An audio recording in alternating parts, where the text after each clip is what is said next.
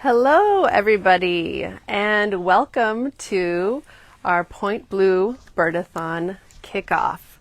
My name is Lishka Arata. I'm Communications Manager at Point Blue Conservation Science, and I'm here today at our Palmarin Field Station. This is one of our founding field stations, and we began work here in 1966.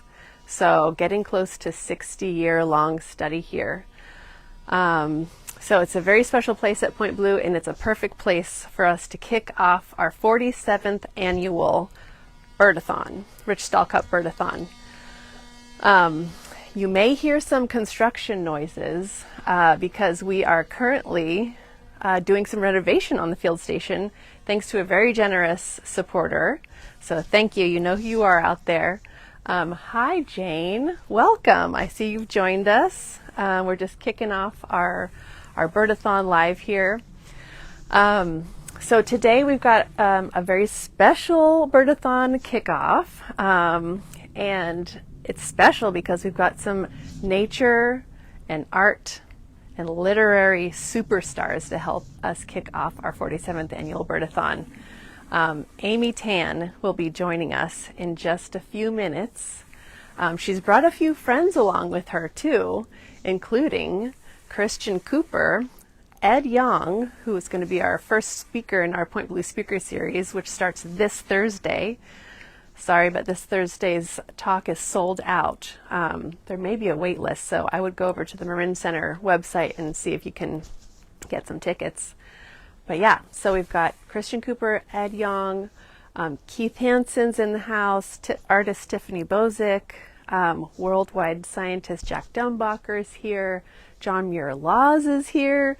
So it's a crazy nature champion superstar group that we have here to kick off our 47th annual Bird-A-Thon. So I'm super excited. So throughout our half hour together, I'm going to be sharing ways that you can get involved with Bird-A-Thon at Point Blue, what it is, and then we're going to hear a little bit from our nature champion superstars because they're actually part of a Bird-A-Thon team themselves, and they've been out birding this morning. This is their sort of science and lunch break in the middle of their Bird-A-Thon day, and then they're going to go on birding afterwards. So we'll hear from them about how their Bird-A-Thon is going. We'll hear about some exciting nature resources that are going to be coming out soon and that already exist. So pretty exciting stuff. So yeah, all of our special guests are over at our bird banding field station, makeshift field station, because we have actually captured a bird, and we'll be sharing photos and video of what's happening outside of the live today. So keep an eye on our Facebook and Instagram feeds for that. Yeah, so what is the Bird-A-Thon? So the Bird-A-Thon is Point Blue's largest annual fundraiser. It's a month long. It starts September 15th and it goes through October 15th. So it's a month of birding and naturalizing together out in nature. It's for all levels, from someone who's just learning birds to seasoned birder. And the way that you do it is you can bird individually, but it's more fun to join or form a team. And you choose one 24-hour period in that month-long time span. So it just has to be a consecutive 24 hours. And you can actually do your Bird-A-Thon anywhere in the world. It's not restricted to a certain geography, so that makes it very accessible. You can even do a dispersed Bird-A-Thon. You can have a team that's stationed throughout different geographies. So it's pretty flexible these days. So you choose your 24 hours, and then you set up your profile page on pointblue.org/Bird-A-Thon. You can go there now to see other teams and how they've set up their pages, and you get people to sponsor you for your Bird-A-Thon day. They can give you a flat donation, or they can sponsor you per bird species. We've got some special challenges from one of our greatest supporters, Marcia Grand. for different taxa other than just birds. There should be the challenges listed up on pointblue.bird-a-thon, or pointblue.org/bird-a-thon. Hi, Davina, welcome. So you can find the special challenges there. There'll be special donation prizes to your Bird-A-Thon team for potentially butterflies, other insects, maybe reptiles. So even though we call it a Bird-A-Thon, there's usually some special challenges around other taxa too, because birds are really indicators of the health of our entire ecosystem, the one that we all depend on. So when we're out naturalizing, most, if not all of us, are taking in, appreciating, and observing the entire ecosystems that we're a part of. Some of us may be even admiring some soil microbes or thinking about them as we're walking along on our paths or biking or boating.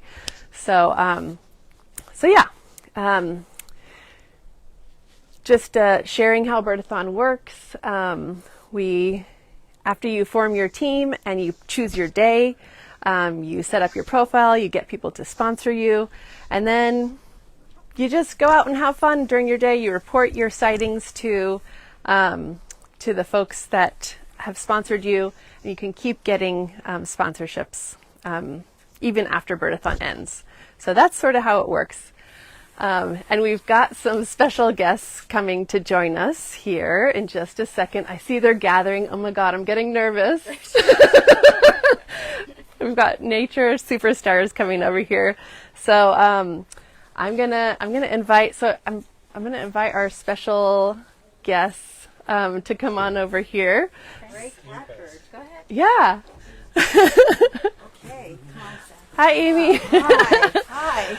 All right. So here we got our first special guest. This is Amy Tan. And Amy, I have a special introduction for you. I even prepared to introduce all of our special guests. Wow. So Amy Tan, if you guys don't know, I don't know why you wouldn't know, but Amy Tan is a best-selling author of The Joy Luck Club and many other acclaimed books, with her work translated into 35 languages and adapted for film and opera. That's pretty amazing. She's a National Humanities Medal recipient, and she's a passionate birder, as you can see from her camo and her binoculars there. And her newest bird, The Backyard Bird Chronicles, came out in 2024. It blends her love of storytelling and nature journaling, and she's got a new book, an accompaniment coming out called The Backyard Bird Journal. It's coming out November 2nd. And you can find out all about it on amytan.net and pre-order it and get a postcard and a custom book plate. So super exciting. Welcome, Amy. Thank you. It's so great to have you. To be here. Yeah. All these birds on a beautiful day. It is so gorgeous. Yeah. So I'm going to have this microphone here. We're going to share this. All right. Good. So I'm going to ask our special guest a couple things. One thing is people hear about spark birds. Yes. And some people have them and some people don't. I'm wondering, do you have a spark bird, and what is it and why? I love birds, and when I first started birding my yard, I loved the birds I saw, but there's a difference between love and in love. And the bird that I felt in love with was an Anna's hummingbird. And in part it was because it came to my hand and it fed out of my hand. And when you have these very intimate close-up looks at bird, especially such a tiny bird, you realize that these are magical creatures. So true. And they're so intricately put together. How could something so tiny be out there and be so fierce? This bird was so fierce. He fed out of my hand and then went circling around my head, beating his wings really loudly, aggressively, and then also faced me like this with its bill, just to make sure I knew that was its feeder, that it wasn't mine, even though I was holding it. So I just fell in love with this dynamic personality, very dramatic personality. And we've seen a number of and as hummingbirds today. Yeah. Out in the wild. So yes. you're on your Cooper's Hawk Bird-A-Thon count right Yes, now. Yes, So we are. Tell We're us doing about your really highlights. well. Yeah. Oh, highlights. We saw a parasitic Jaeger that What? was chasing a tern. Oh my Or gosh. several. We saw some lifers, and I'll let Chris tell you Okay. about his Okay. lifers that he saw.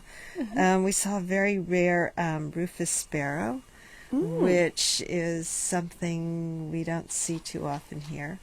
But I also like the usual birds that you see, the black phoebe. Oh, the omnipresent black phoebe. Yeah, there's a Townsend's warbler out here. The migrants are coming out. Finally, they're coming. And when I see them here, then I know they're going to come to my yard soon. Yeah. That's my hope.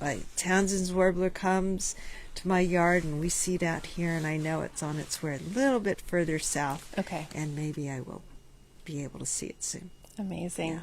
Tell us about the new journal that's coming out that kind of goes with your Yeah, your it's a bird companion journal. Basically, this is the journal that somebody else can use to keep their own observations, whether it's their backyard or the park or traveling. And it's called the Backyard Bird Journal.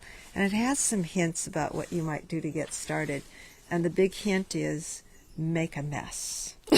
Do not be so careful and treat this like it's so precious that you have to wait until you know how to draw, you know how everything about birds. No, this is the thing to get you going to be more curious about the world, to pay attention and find patterns, or just find something that appeals to you. No rules on what you put in a journal. So there's many different kind of journals out there. You just find what works for you. But this was a journal I put together based on the things that I like to have in a journal, like flat pages, little inspirational notes. So Okay. that's what it is. That's Yeah. amazing. I look forward to it. November 2nd. It's Yeah. coming out. I'm Yeah. going to get mine for sure. Oh, yeah, and you get if you pre-order now, you get a free postcard and a signed bookplate. So, Bam. yeah. Amazing. And I'm gonna just grab the Backyard Bird Chronicles book here so you all can see. So this is the book that came out in 2024, and the journal will be coming out November 2nd that you can use alongside with this.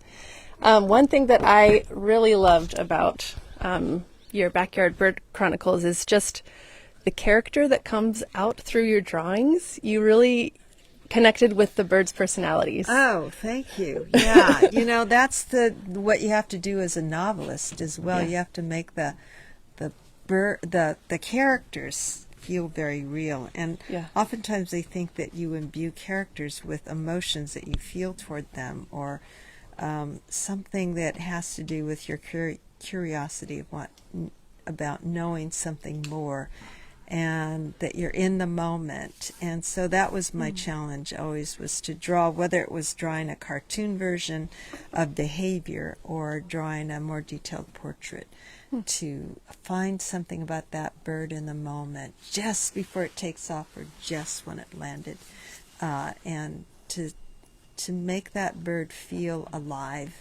As a cartoon, make it feel alive, because what it's doing is something that is characteristic, or not even characteristic, something that is intriguing about a bird. So many ways that you can look at birds, not just their appearance, but you can look at the same bird every day So true. and see something new all the time. Very curious behavior.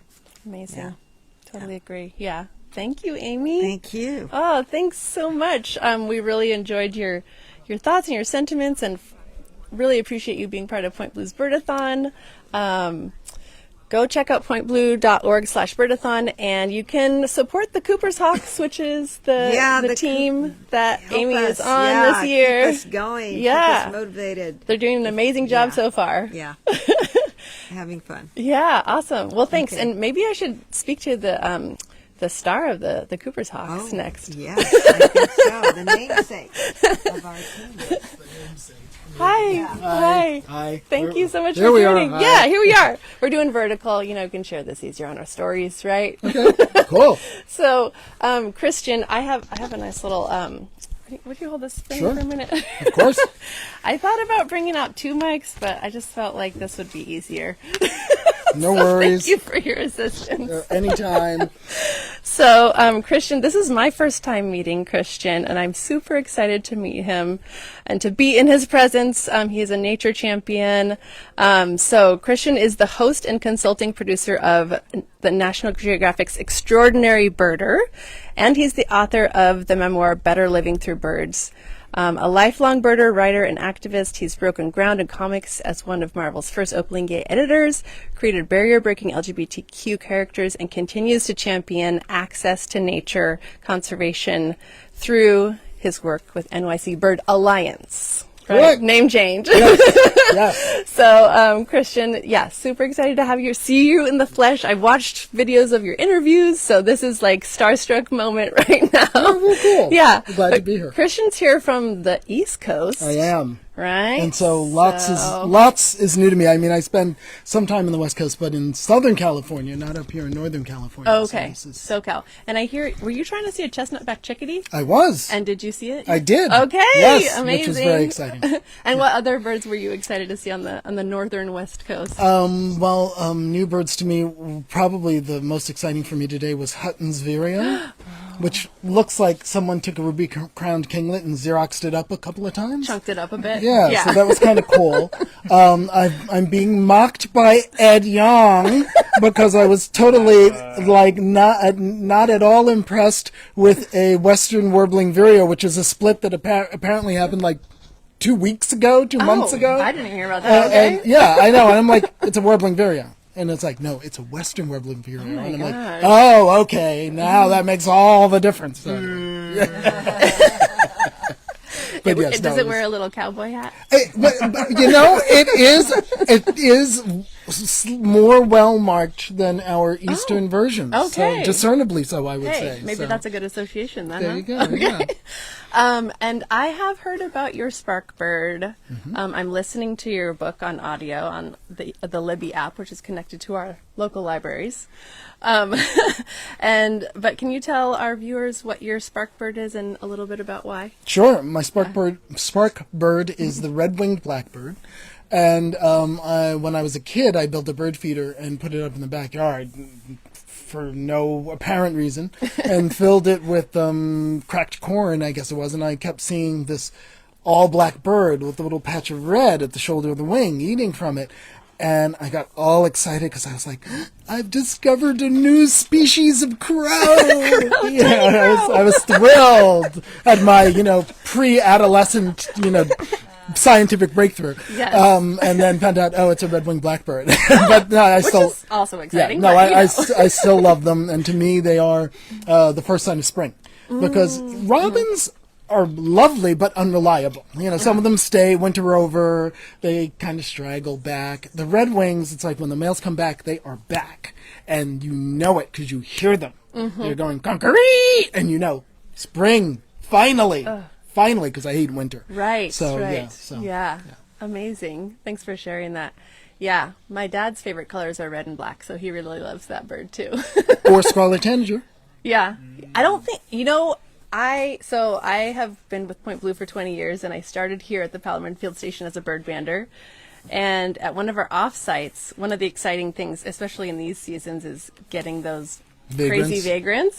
So we were out at a site on Redwood Creek, and we got a male scarlet tanager, but it was like an in-between plumage, but it was still bright pink. So I still need to see the full plumage. Ooh, a full plumage scarlet tanager male, it's incandescent. It will burn out the red photoreceptors in your eyes. Okay, I look forward to that. Amazing. And so you guys started out, I think, Stinson Beach. And then you kind of made your way over here. What were some highlights for you besides the chickadee and the Hutton's vireo? Some other highlights? Well, what I enjoyed actually was studying my western gulls because, gulls are hard enough. A gull man. But now you're going to throw me in the west where I'm like, yeah. What am I looking at? And, when I'm in Southern California, I'm in Palm Springs. That desert, no ocean, so I'm not getting a lot of gull experience. So I got to do some, nice studying of, western gull, pink legs, California gull, kind of greenish gray legs, and Hierman's gull, which I have seen before, but Love those guys. it is such a knock your socks off bird. Yeah. So I really enjoyed sort of, just sort of assimilating my gulls, my Western gulls. Nice. Yeah. Yeah. For the California gull, I tell people the legs are more yellowish, like California sunshine. Although Northern California is like not as sunny as Southern California. So. Well, someone told me, like, think Gold Rush for California, and you'll see gold. Yeah. The associations really help. I mean, especially if you're a new birder. Think about those. And the saw noise might be coming through, but hopefully not too much. We are getting a good renovation at the field site right now. And Christian, do you have some new stuff coming out pretty soon? You want to tell us about it? What I'm working on for the future is a secret, even to myself. Okay. Amazing. It's good to be in a place of mystery, you know? Mm-hmm. The world is your oyster. I'm getting super comfortable with places of mystery in my life. Christian, okay, well, I want to shout out a couple things that you've put out already, though, which I've written down here. Sorry for the paper sound in the microphone. Yes, besides Better Living Through Birds, which I will show you in a second, also the Urban Owls. Yes, that kids book I just did was really fun. I got to layer in all kinds of things into it and still try to keep it poetic and yet still, make it just completely accessible to young folks and hopefully draw them into birds and the world of birds through these ambassadors from another world, as I like to say, because, the nocturnal world is alien to us. Yeah. And then suddenly you see an owl who lives in that, and it's so iconic. Yeah. And it's so recognizable. And, whether it's a small little owl or a big giant owl, it's still, you're looking at this strange creature called an owl that has all these wonderful adaptations. Yeah. So, owls are just, rival hummingbirds in their charisma. Mm-hmm. Agreed. And the way that they fly so silently, so impressive. Special feather adaptations. Okay, let me show everybody your book here. So, yes, read it. Read it in book form or listen to it if you're more of an auditory person. Go get it. I'm thoroughly enjoying it right now. It's such a beautiful memoir, basically. Yeah, and that's an important thing for people to know is that it's not a birding book. It's a book filled with birding, because that's been a big part of my life, but it's a memoir. It's about somebody's life. So. I was getting teary-eyed on the way over here listening to it. It's really beautifully written, so thank you. Thank you for sharing that with the world, and thank you for joining Point Blue's Bird-A-Thon. It's so wonderful to meet you. Oh, my pleasure. Yeah, all right. Well, let's speak with our third guest star here. This is Ed Yong, everybody. Hello. And some of you are going to see more of him on Thursday for That's our right. sold out Oh my God. talk at the Wow. Marin Center in San Rafael. That's very exciting. I'm very excited about doing that talk. Yeah. Let me give you a special intro too. Everybody else gets one. Can you hold this for me again? I can. Thank you. And you can be thinking about this microphone's really good. So we tested it earlier, and it didn't quite pick up a very loud saw sound. So I think we'll be okay. We've got this. This is my first time meeting Ed here too, so I'm equally starstruck. It's just been lovely to have all these amazing folks join us this year.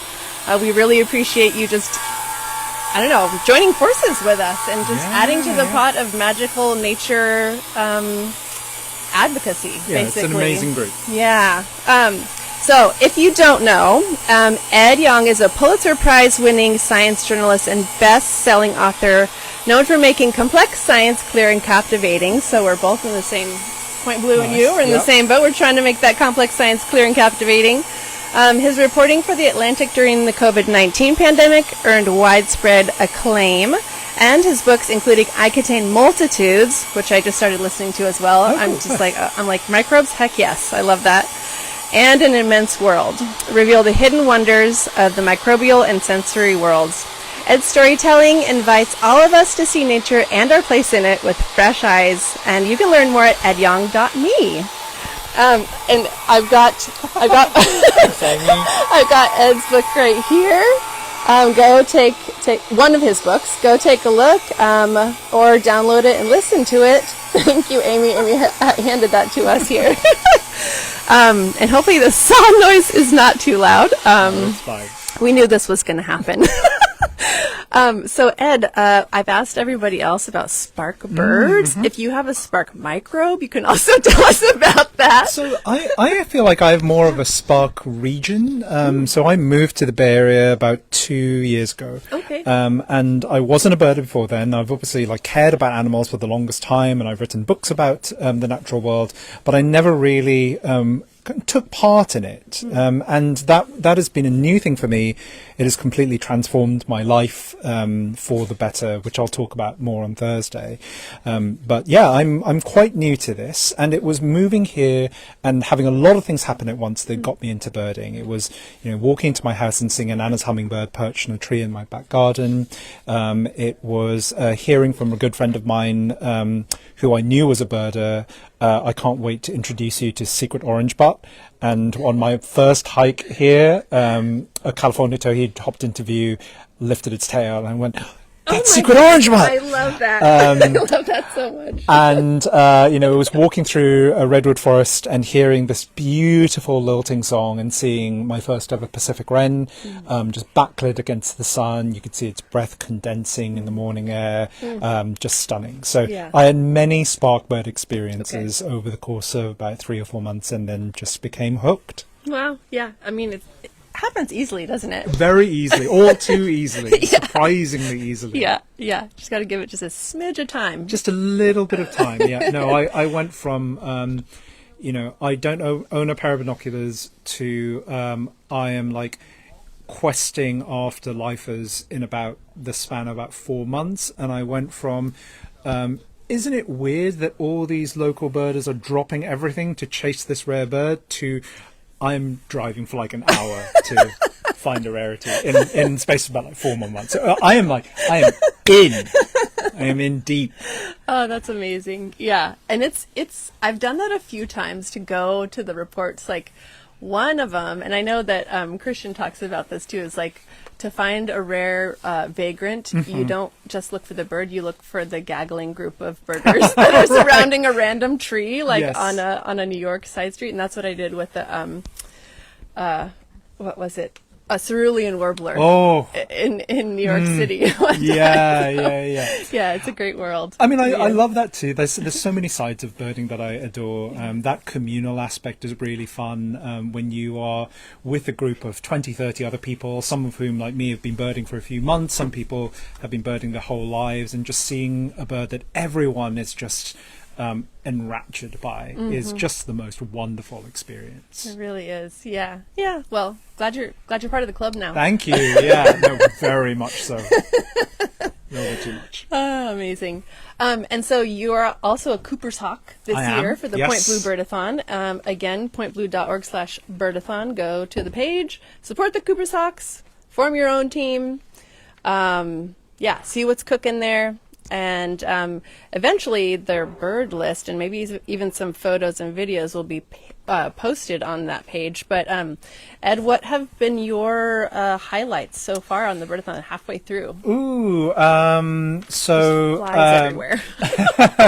So I always love this time of year when the Townsend's warblers return. I first started seeing them again earlier this week, and we saw a couple today. Given that our team leader is from the East Coast, I feel like they have warblers in quantity, but we make up for that in sheer quality. The Townsends. Oh yeah, I love that. And the West Coast girl Townsends here too, is, so. hard to beat, even with your fancy cerulean. And Amy mentioned this, but the parasitic Jaegers were a total highlight. We saw multiple parasitic Jaegers chasing terns quite close to the shore. We got amazing looks at them. They are just stunning birds. So for anyone who doesn't know, parasitic Jaegers are pirates. So they're very powerful seabirds. They harass other birds like terns for the fish that they have caught. They're frankly outrageous. They are so athletic. The parasitics in particular pull off these incredible twists and turns. They're actually very easy to identify even from a distance just by the sheer absurdity of the maneuvers they're pulling off. And like, I just feel like it's a bird that's like, I'm going to take your stuff and I'm going to look great while I do it. They're just thrilling to watch. So yeah, that was a highlight, and that was quite early on. Amazing. Talk you for that description. Yeah. I'm jealous. I rarely get to see those guys. I mean, they're usually out at sea. They are usually out at sea. I mean, I was talking with the guys earlier about whether the big fog bank was pushing them a little bit closer to shore.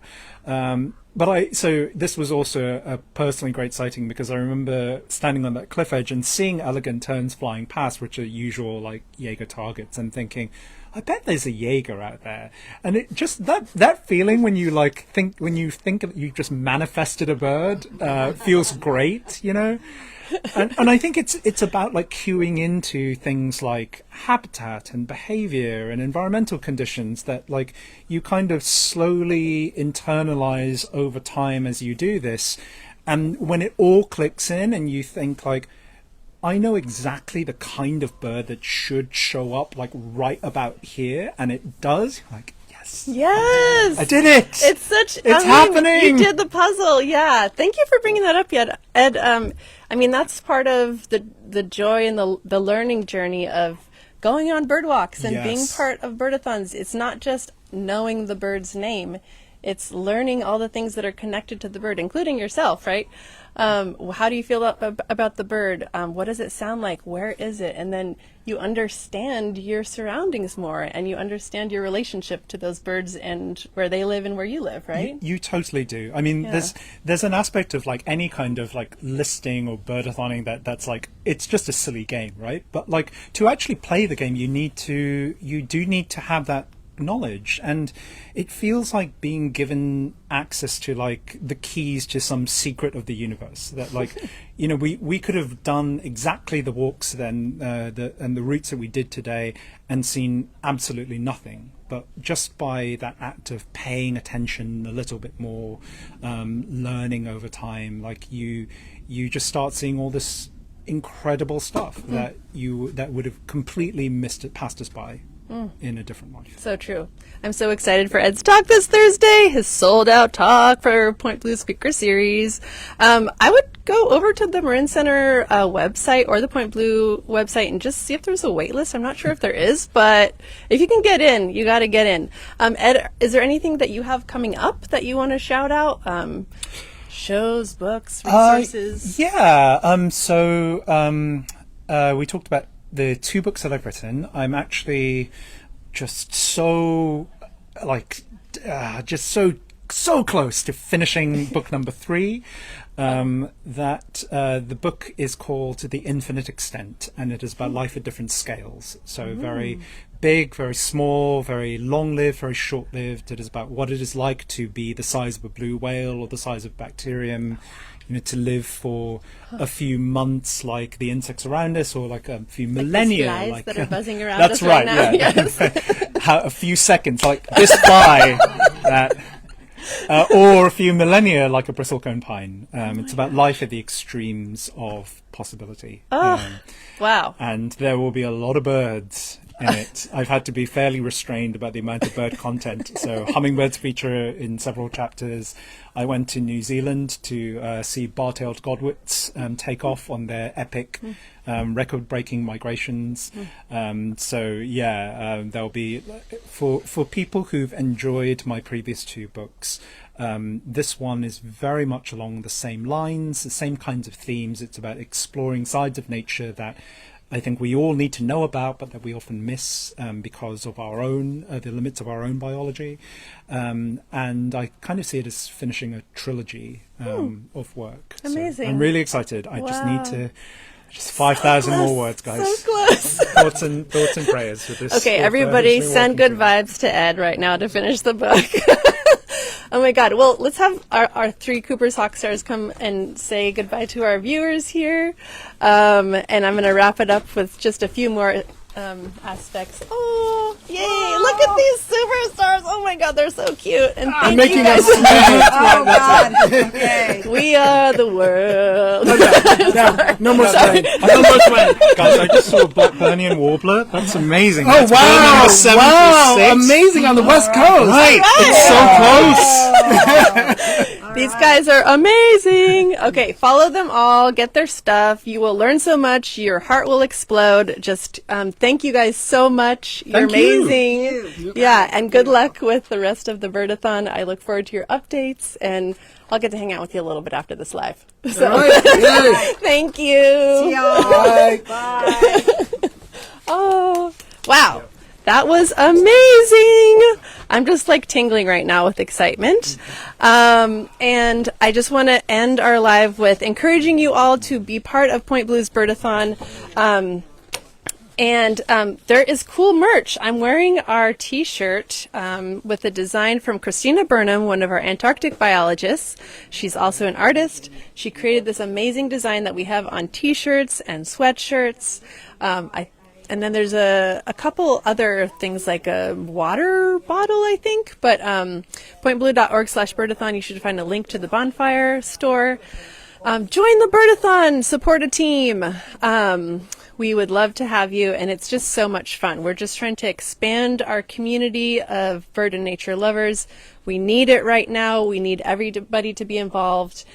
Point Blue is not the only organization to have a Bird-A-Thon, so if there's different ways that you want to get involved with bird and nature conservation, wildlife conservation in your community, go ahead and do that. Point Blue, other orgs, join the community. So thank you all so much. We went a little bit over today because of all this stardom here that we had to take advantage of, but thank you all so much. Leash Garretta, Communications Manager. Hope to see you at an event or walk. Thank you so much for joining. Bye-bye.